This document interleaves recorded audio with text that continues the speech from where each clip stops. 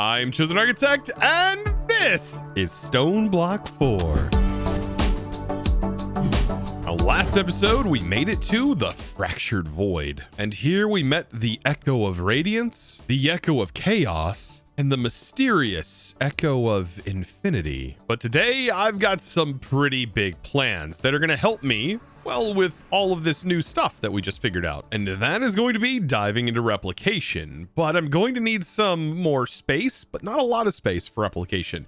And I was thinking, what better space do I have than the space that I technically set up for the unearthers?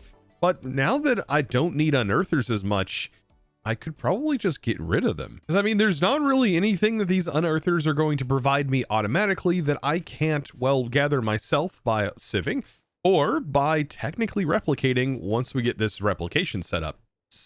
Now, I know you may be wondering, what exactly is this replication that I'm talking about? Well, this mod is sort of like Project E in a way. So now here's the room. So I've cleared them out, just modify them just a little bit. I took the corners out and smashed them down a little bit and raised the roof just a hair.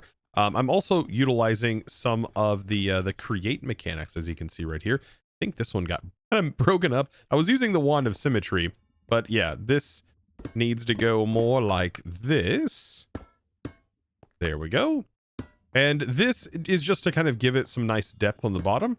I think looks kind of nice down here. But most of our replication stuff is actually going to be handled up top. So now how do we actually start the replication mod? Now, the replication mod is quite simple in the machines that it has and the way that it functions. But to be able to get the replica ore, there's a couple of ways we can do this. I think the unearther is the easiest way. Just simply place down some other rock, which in this pack is pretty easy to get, and you can get yourself some raw replica ore.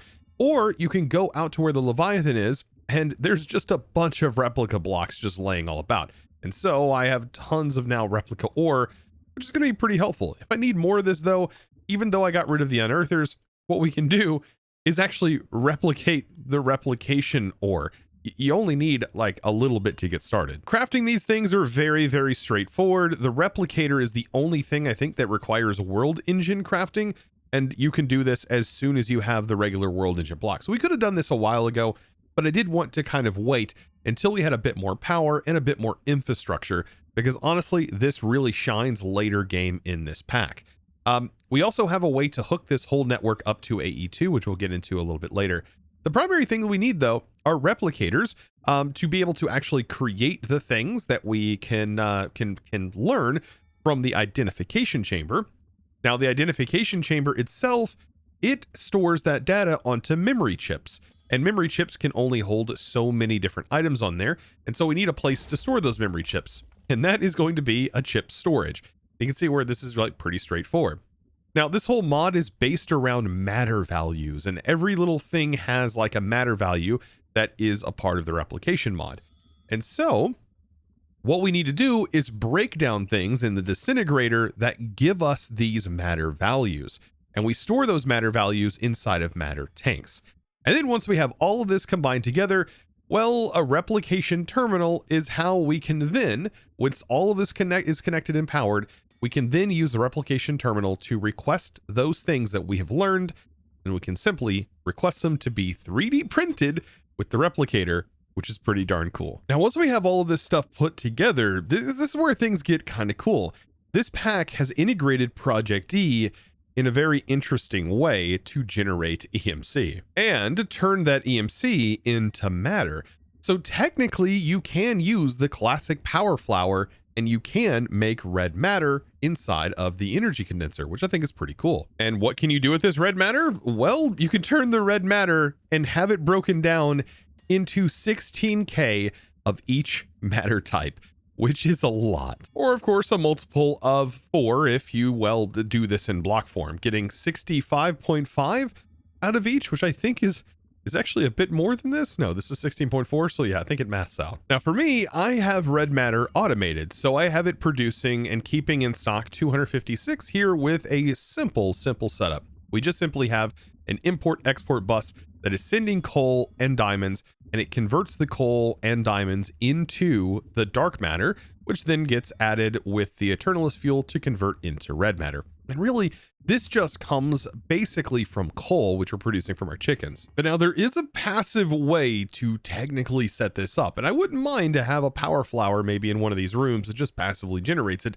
since we are going to be using this for replication. Ooh, or maybe we can even have two of them, one that produces dark matter and one that produces the red matter. Now to get into this, we are given a few things within Project E to make this. Now I can't afford, unfortunately, the MK3 just yet, but we can upgrade to that after we have the Mark II. Now we do get to start immediately with a Mark III antimatter relay, which actually goes around the energy condenser, which the only energy condenser we have is the Mark II, which is actually the better one. Now, making this is all done within the world engine. It is going to require a little bit of stress, and I don't think we have stress set up yet on our world engine. So now would be a really good time to technically do that. And believe me, it's really easy. All we need to do to get stress on here is to connect into our encased chain drive that's down here and just simply use more chain drives. So we just need to pull it out. Something like this is going to do just fine. And I do want to leave a gap actually on the top here, but I'm just going to place down some electric motors. We just place them down in their default configuration, don't even have to change anything, and just give them power. And voila, we are now generating a default of 32 RPM and plenty of stress. These do generate quite a bit of stress. And so, yeah, that should be more than enough to be able to craft anything that requires that. Now, another odd and end thing that we need in order to make this setup is going to be the dark zirconium gem, which comes from Zycraft, which we're already producing kiwi, and we just simply need to brush some kiwi, and I'm going to do it by hand. And oh boy, am I doing this by hand. I didn't realize, man, the wand can place so far when it's just doing the placing. I may have done like 9 stacks here. Yeah, give or take. Oh, this is probably gonna be pretty satisfying, I bet. Oh yeah, just an explosion of colors. Now, another useful item is definitely going to be the entangled blocks. Actually, this is what's going to allow this whole thing to work. So I do need the entangled binder. I do have everything else, though, I think, ready to make this from Project E. So, Project E, here we go. Antimatter relays. You gotta love this. Energy collectors. And I did make enough here to essentially make 2 of these setups. Like I said, I want to do a dark matter one and a red matter one. I think that's going to look pretty cool. So now, how exactly is this built? So I do want to kind of go in the center here, and I hope this is high enough because we are going to be starting with the energy collector when we build this. And we'll build the energy collector here, then we'll go up one with an antimatter relay like that. And then on top of that, we are going to be using an energy condenser. And this is basically the foundation for everything. We're going to also repeat this on the top, and then we're going to place this up here. Now, something to note, you want to be able to get in here to be able to place in the items that you want to start duplicating. The things that have EMC, for example, red matter. So I'll start red matter in this one, and you click the item in here, and you can already see that we are generating a little bit of EMC to be able to generate this up. The more things we put around here, the faster this is going to go. And when it does produce it, it's going to drop it into the output. And this is where I want to use the entangled blocks. So I can shift right click to select this block. And this is not where I'm going to have it permanently, but just to temporarily show you, I can place an entangled block here. And this right here now exists in both of these places together. So this hopper, whenever an item is generated in here, it will actually pull the item out of this container and allows it to kind of be separate from the interior, allowing us to fully surround this thing with all of these antimatter relays. So I am going to fill the entire surrounding area with antimatter relays, just like so. And then everywhere else is going to be surrounded with your classic energy collectors. And in this case, I'm using Mark IIs because that's the only ones I can craft at the moment. And so we need 6 antimatter relays and about 18 of the energy collectors to make your simple power flower. And if you want to make it even faster, you can surround it with glowstone. And does this work? We'll take a look at how fast this is ticking. And now take a look at how fast it's ticking whenever I add glowstone around it. So yes, it does go a little bit faster if you do surround it with a layer of glowstone. And boy, this is effective because we've already produced 1 antimatter.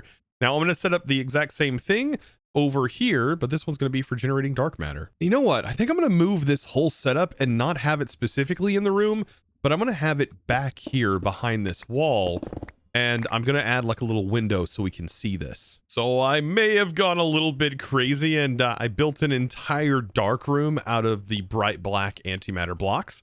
And so yes, this is something we can't see too well, but it is back here and sort of out of the way, giving me a lot more space for other things. And I just feel like this fits. It's like in the void. I really like this. So the same setup, just surrounded. I've left this opening for right now so I can pull it out and link it. But as soon as we get it linked up to where we want it to go, this is getting completely covered.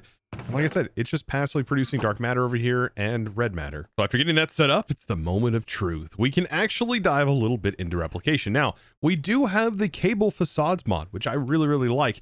And I actually want to utilize that here. And it does work on the replication pipes. So what I'll do is I'm just going to remove all of my stairs for right now and place in just kind of a row of pipes that are going to run along this. And we are going to need these pipes, and we can cover them up with the stairs, which is so good. So we can do something like this, or we just make a few of those and get them converted over, and also convert a few slabs too. And then, yeah, place these directly on top like this, facing on this side. The only issue is I think these corner bits, it's going to be a little bit harder because these don't like to connect to adjacent cables, which is unfortunate. You know what? I got to say, that doesn't look half bad by placing a slab in like a full block back here. That's super nice. And now anything that I place in here, for example, I place down one of these machines, it should be connected technically to the machine. Now I'm going to have to run a cable up here because we have to slap a terminal on here. And so there's my replication terminal. Like I said, these machines, I believe, are connected when we have it set up like this. So we can have an identification chamber that goes here, and all of that should be connected from the bottom. At least I would assume so. And so now in here, I have laid out 20 replicators, and this is for good reason, because when we get into the replication bridge, it does say it works well with specifically 20 replicators. Any more, you're going to need a significantly larger amount of coprocessors apparently. So yeah, that's just kind of something to keep in mind. But yeah, we have 20 of these all set up. We have all of this connected in, and I just got to get some things started and give this some power with like a gate, for example. And I think we can power this directly on the front, just like so. Oh, that's beautiful. Actually, you know what? I might take this off and just simply power it from one of these side machines, just so it's not like glitching right in front of our face. But there we go. Yes, this has power and connected. Oh, everything's good. We have our disintegrator up here, so we can tap that in with our applied energistics system. Things are looking pretty good. The only thing we're missing is a place to store our matter. What I'm thinking for this is we can utilize these very special matter overflow tanks. I think these would be kind of cool. And we can just tap them in just like this. And what this should do is it should allow it to fill up, and any excess matter that gets produced from the disintegrator will simply be voided. And I think that's going to be helpful. We may need a bunch more storage before using these, but we can always swap them out later. It's like not that big of a deal. Now let's go ahead and get these tanks filled up. We can do that by simply taking some red matter and we throw it in here to be disintegrated, and it should have split up into all of these individual tanks here, now storing a specific amount of matter. Look at that. Oh, and that's something I didn't actually know. These tanks have priority systems and locking. Oh, we definitely want to lock this. Oh, and this priority system could be very, very beneficial here. Oh, you know what? What we could do now is have an entire room dedicated to storing matter inside of tanks, just like we're doing here, but then have this set be on a lower priority, depending on how the priority network works, being on a lower priority than any of the other tanks in the network, making sure it fills those tanks first and then voids off here. Oh, I think I'm getting somewhere. Okay, so I think I've figured out using these rooms are going to be for our bulk replication storage, because we can have regular tanks apparently stacked on top of each other. So we can do like stacks of 5, and that way we have a lot of bulk, and I can set these to like a lower priority than all of those, which I think will be a pretty good idea. I do have to run the cables, and so we are going to need a bit more of the replication ingots to be able to do this. So I think that would be like one of the best first things to technically learn. So we put the item we want to learn in the system, and it's now stored into this memory chip.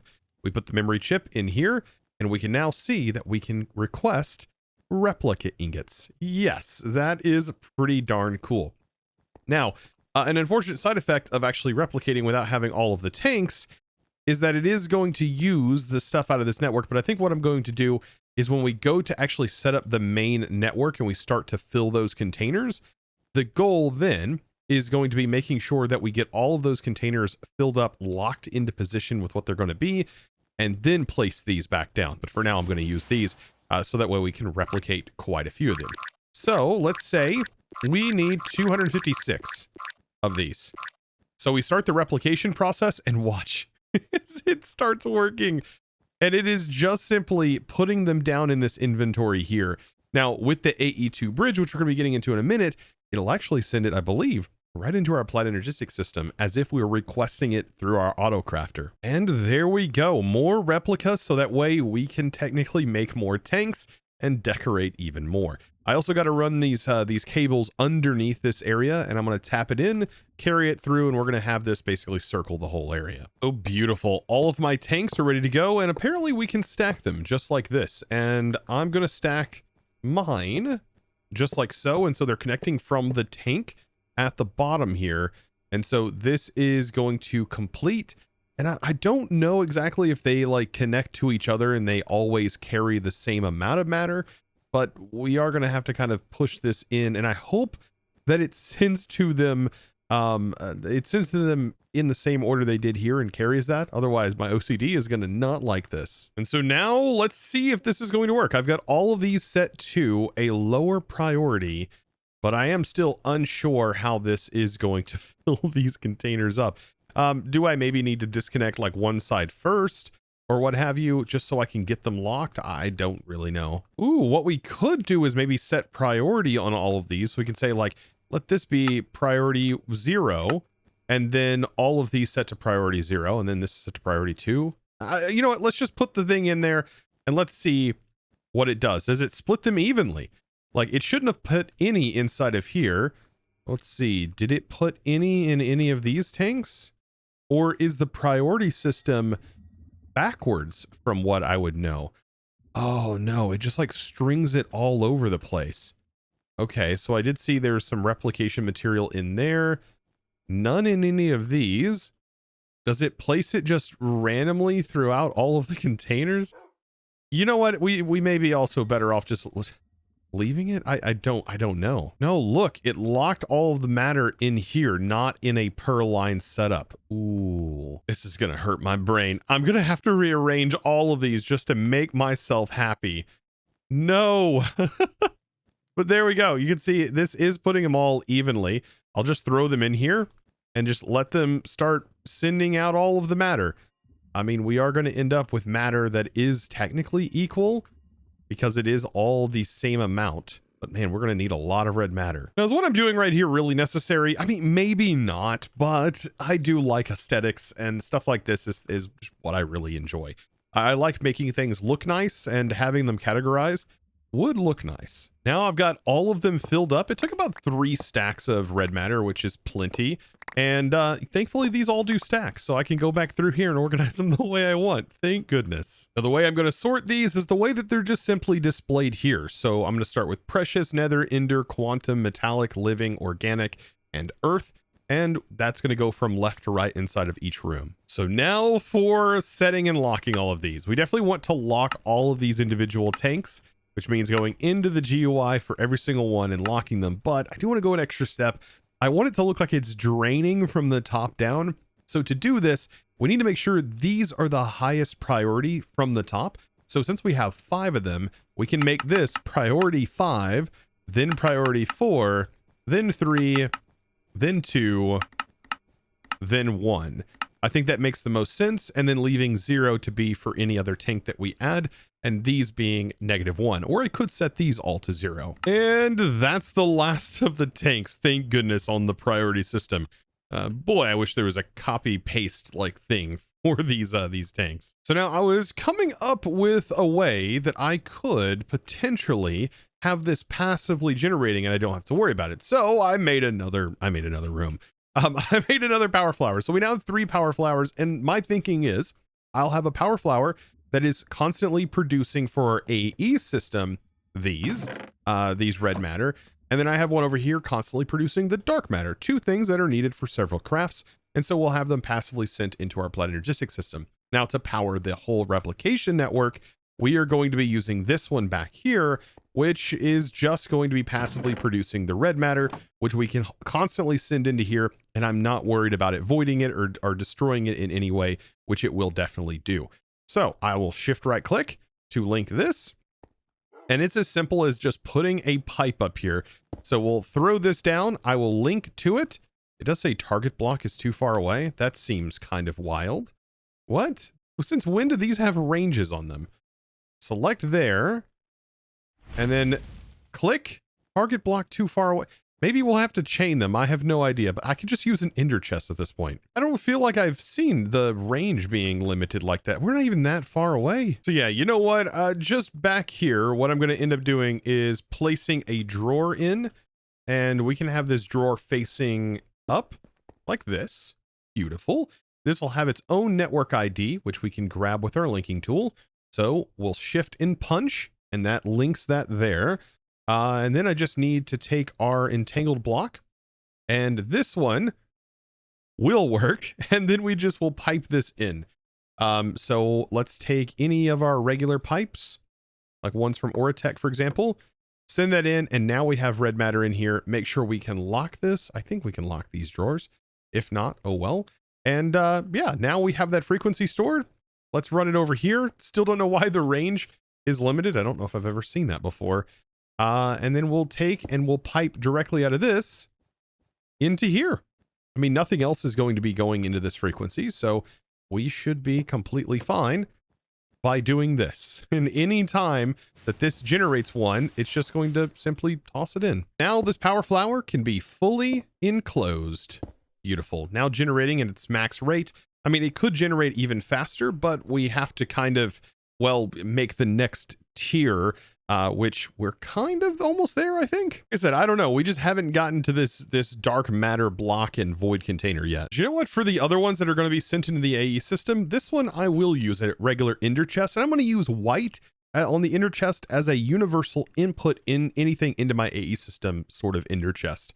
And to do this, any other ender chest that's on the white channel, we'll just simply have it's something pulling out of here and sending into our AE system through like an import bus or something like that. Something like this, a regular interface that just goes here. We have our ender chest, and then anything that's in this ender chest just gets piped right into our AE system. Now let's let the fun begin. Our AE2 replication bridge. And I think that this bad boy is going to go right here, and that needs to connect into the system. But down here, what I can do is hook in one of my AE wireless access points. With the power in, and we're basically connected to our AE system, I should now be able to see the one item that we have in here currently that can be replicated. And so, is it auto-craftable? It is. Okay, so I can now say we need like 10 of those. It's going to show the essence required. I hit start. And the hope is that it starts the replication. Oh, it does. Okay. And there we go. And it literally just made them. That's going to be great. Some other things that we can replicate, like basic to netherite tier upgrade. Yeah, I'm going to take one of those, and we can literally replicate this. And I'm sure there's many other things that we can replicate. Like tons of things on this list over here are things that I'm like, I was looking through and I was like, man, yeah, those would all be pretty decent to replicate. Even though we just automated all the mech stuff, I think replication might be faster. Now, I tell you what, this right here is looking phenomenal. I went ahead and added some of the skystone into the back because I thought it would fit this texture really, really well. And I think it turned out pretty good. And for the floor, I went with some regular blocks of quartz. So we have solid blocks of quartz and also some of the tiled quartz blocks right here, which I think sort of blended together, making it look like cracks and so on. It makes this pop quite a bit. All in all, I think this turned out quite nice, and it is going to be very useful for the things to come, as we are going to need to make things like dragon hearts, and I really only want to make this preferably once. And so being able to replicate this makes life so much easier, as we don't have to worry about automating infused dragon's breath, which is not actually automatable as far as I know in this pack. And yeah, that's something that is going to be made much, much simpler, so long as we can make at least one of them. And outside of those things too, we do have some other things like Hearts of the Sea. I didn't even think about this too, like triple compressed dirt. Dirt might be a really good option too, and definitely flux points and gates, so I don't have to use the world engine to actually craft these. So that's pretty nice. So yeah, this will be pretty nice. We can do like 10 of the flux. Now this is actually, I think, crafting it normally, which I did build the recipes for, but if I pull out the recipes here for flux networks, then we don't have to worry about any of this stuff. Like, we can just literally craft them by pulling them out of the replication, which to me seems a lot cheaper. It's just free. Now, it does mention in the setup that we could use something like the Matter Blueprint to be able to learn how to make replicator motors. But in looking at this, it does end up causing the machine to have a chance to fail. And I have a feeling that whenever you're pulling a request out for AE, that chance of failing could cause it to kind of get stuck. So I think I'm going to avoid that and just simply do like the replicator enclosure. Like, I think that's going to be pretty nice. And things like the glass, right? Like this purple stained glass. This is something that we could like replicate, for example. I think small stuff like this is really where replication shines. So we don't have to worry about it too much. We can just simply go, hey, I want just a couple of those, and it's going to throw the thing together. And now I can basically say, hey, I want to make these. Let's see. Oh, we could also replicate this, right? I need to get rid of the pattern, right? We don't even need to make this pattern. We can just simply replicate it. So I can do the same thing where I request this. It's then going to request the print. We can watch the print take place. There it goes. It takes a moment to like initialize, but like once it does, it's like ready to go. And then we'll have one. Nope, wrong thing. Perfect. And yeah, we can just replicate this. I'll take that, throw it in here, throw that in there. That is now stored. And then you can now see the replicator enclosure. So for this, we do need 20 of them. And we'll just hit start, and that should honestly activate all 20. And I love how they're 3D printing their own enclosures. Just like reality. And I think we just click this on here, right? Shift right click. And this alone should speed up the replicators and make them a bit faster. I mean, honestly, it is going to cost more power, but that's not something I'm super worried about. So now with all of those in, and also I think you can choose whether or not they are toggled open or closed. Maybe. It did say there was a way. It does say to sneak right click. Maybe I need to be standing. Nope. Sneak right click. It doesn't seem to be changing it, but they are on there, and that's all that matters. So I can do something like dirt. Let's say I want a bunch of triple compressed dirt, 20 of them. How much faster is... Whoa. Okay. That alone is a whole lot faster. And that is going to make life so much easier. Okay, yeah, that was incredibly quick. Yeah, I'm sitting here looking at other things that we could replicate. Like, for example, mangrove roots are kind of a pain. Any of these building materials, all of the individual leaves, we can replicate those. And unfortunately, we can't do things like brown mushrooms for some reason. What a bummer. But like, there are several individual things that typically in vanilla Minecraft would be kind of hard, even in modded, can be hard to get your hands on and get them in a large quantity. But like leaves, if I want to build with those fancy leaves, we can. Like, all of the different coral types can be gotten and replicated. Yeah, I mean, that's pretty nice. And I do think that's where this mod shines the most, is for those weird things that we can't just infinitely produce or infinitely craft. Like, it's really going to help out with those things. And so here's where I pose a question to you. In your opinion, what is some of the best things to replicate with the replication mod in this pack? I would love to hear from you down in the comments below. And speaking of the comments below, while you're down there checking that out, be sure to click that subscribe button and, well, give this video a huge thumbs up, because today we are all out of time. And I think today was pretty good. We passively automated red matter, passively automated dark matter, and got an entire setup for replication fully automated and connected to our applied Energistics system. My goodness, are we really progressing in this pack?